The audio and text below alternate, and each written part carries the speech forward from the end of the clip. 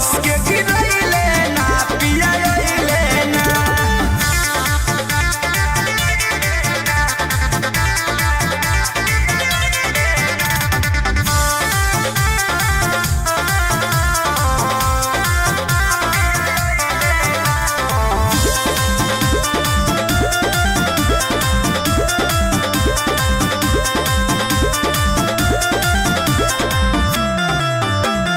कैसे बताई कि कितना बनासा पिया नहीं बुझेल हो परिभाषा ए राजा।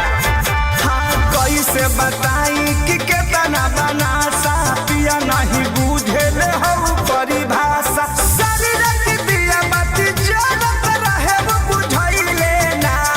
शरीर के दिया बाती जलत रहे वो बुझैले ना। से जिया पर हाजिरी लगैले ना पिया अइले ना। रस दरमस के गिरैले ना पिया अइले ना।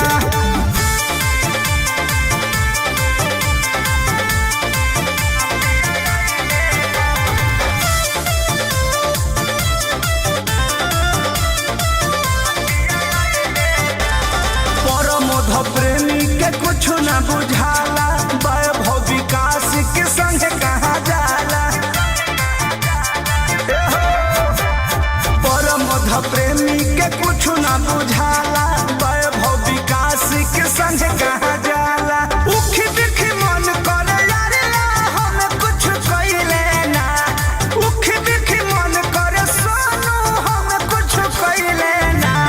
से जिया पर हाजिरी लगैले ना पिया अइले ना।